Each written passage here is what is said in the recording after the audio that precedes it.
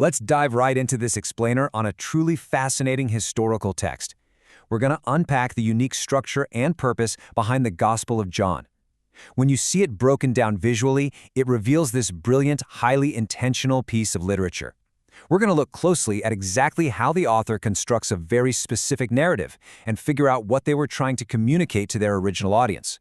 But to truly grasp this ancient document, we actually have to start at the very end. Over in chapter 20, we find the author's explicit thesis. This single sentence, it's the ultimate lens for literally everything we're about to see. Every story, every piece of dialogue, every miracle. It was all handpicked and reverse-engineered to support this one specific claim, that Jesus is the Messiah, the Son of God, and that belief in him leads to life. So, here's our roadmap for today. We'll be looking at context and authorship, a unique gospel, signs and identity, key themes and messages, and finally, the Word becomes flesh. Starting off with Section 1, Context and Authorship, setting the stage. Looking at our timeline, this document was written late in the 1st century, right around 85 to 95 AD. The author? The Apostle John, one of the original followers who Jesus actually nicknamed one of the Sons of Thunder. Pretty cool title, right? He's writing this from Ephesus, which is in modern-day Turkey. Now, notice the date here. This is after the extremely traumatic destruction of Jerusalem by the Romans in 70 AD. The early church was spreading like wildfire, sure, but false teachings were popping up everywhere too. So John wrote this specifically to strengthen believers and push back against early claims that denied the deity of Christ. Moving on to Section 2, a unique gospel, a different approach. What is really fascinating here is how John's account completely breaks the mold set by the other historical Gospels, Matthew, Mark, and Luke. While those texts focus super heavily on what Jesus actually did, John focuses deeply on who Jesus is. Just look at what he leaves out. There is no birth narrative, absolutely no parables, no transfiguration. Instead, the author gives us these entirely unique, long conversations in events like the wedding at Cana or raising Lazarus. The whole thing is tailored specifically to reveal identity rather than just giving us a chronological history lesson. And notice how methodically the entire document is structured across these 5 distinct phases. It kicks off with this grand prologue, moves right into a public ministry, which is often called the Book of Science, then shifts gears into a private ministry preparing his closest disciples. It all crescendos with the passion and resurrection, and finally wraps up with an epilogue. It moves so deliberately from a massive, cosmic introduction down to a highly personal ground-level resurrection account. It's building a totally compelling narrative case for you, the reader. Which brings us to Section 3, Signs and Identity, building the evidence. Think about how clever this is. The author uses these specific, repeated frameworks to prove that opening thesis about his subject's divine nature. Look at these 7 famous I am statements. Jesus claims to be the bread of life, the light of the world, the good shepherd, and so on. For the original Jewish audience, this was absolutely monumental. These statements deliberately echo God's ultimate self-revelation as I am way back in the book of Exodus. It is cementing a claim of absolute divine identity. But John doesn't just record the claims, right? He records the proof. These identity statements are explicitly backed up by 7 selected miraculous signs, starting with turning water into wine and culminating with literally raising Lazarus from the dead. These aren't just random magic tricks thrown into the narrative. No, they are presented as definitive, escalating proof of divine power. They were carefully selected to convince the reader of that exact thesis we saw back in chapter 20.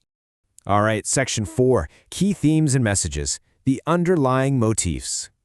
The whole narrative relies heavily on these stark binary contrasts. It's like a giant puzzle where John constantly pits light against darkness, truth against lies, life against death, and belief against unbelief. The big takeaway here is this concept of eternal life. The text emphasizes that belief brings an abundant eternal life right now in the present moment, and it contrasts that divine light against the darkness that simply cannot comprehend or overcome it. It really forces the reader to choose a side. Let's head into Section 5, The Word Becomes Flesh, analyzing Chapter 1.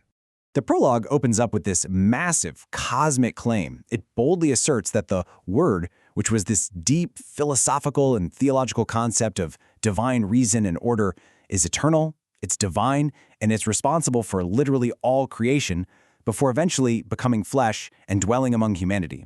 It's an incredibly sophisticated hook. It was meant to capture both Jewish and Greek thinkers of that era right out of the gate. Then, Immediately after that lofty, cosmic intro, the pacing brilliantly shifts right down to the ground.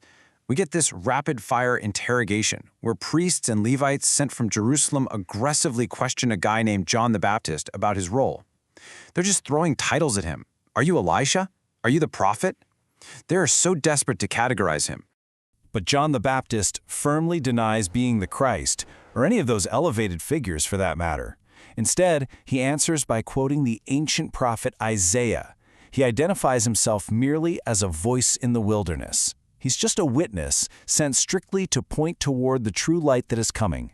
He basically makes himself small so that the main subject of the text can be elevated. Right after John the Baptist's testimony, Jesus starts gathering his very first followers. And notice this super clever literary device the author uses here. As two disciples approach and call Jesus Rabbi, the author intentionally hits pause on the narrative to define the term, explaining that it translates to teacher. This is a massive clue for us as modern readers. It shows us John was writing for a broad, diverse audience outside of just Jerusalem, making sure his Greek-speaking readers completely understood these Jewish titles. And we actually see this exact same device again just a few verses later. Andrew rushes to his brother Simon, so excited, declaring that they have found the Messiah. Once again, the author steps in to carefully translate this foundational Hebrew concept into the Greek equivalent, the Christ. He is making absolutely sure no one misses the sheer magnitude of what's being claimed here. This also brilliantly illustrates this whole theme of transformation that runs throughout the book. The moment Jesus looks at Andrew's brother Simon, he gives him a totally new identity. He says, "You shall be called Cephas," which the author translates for us as a stone or Peter. It really shows that encountering this figure in the narrative fundamentally alters a person's identity and their future. You know, what makes this text so compelling is that it doesn't shy away from skepticism at all. When another guy, Philip, tells Nathanael they found the one Moses wrote about, Nathanael immediately questions his humble origins. He famously asks, "Can anything good come out of Nazareth?" The author includes this very real, very human doubt just to make the impending realization that much more powerful.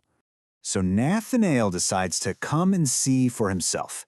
And when he arrives, Jesus says something incredibly specific to him. "Before Philip called you when you were under the fig tree, I saw you." That single display of supernatural knowledge completely flips Nathanael's skepticism into profound belief. Right then and there, he calls Jesus the Son of God and the King of Israel. Which brings us to the end of chapter 1 and this incredibly provocative promise to Nathanael on our final slide. Jesus essentially asks him, "Wait, you believe just because I saw you under a tree? You will see greater things than these." It is the perfect narrative cliffhanger. It sets the stage for the massive signs and miracles that are going to fill the rest of the book.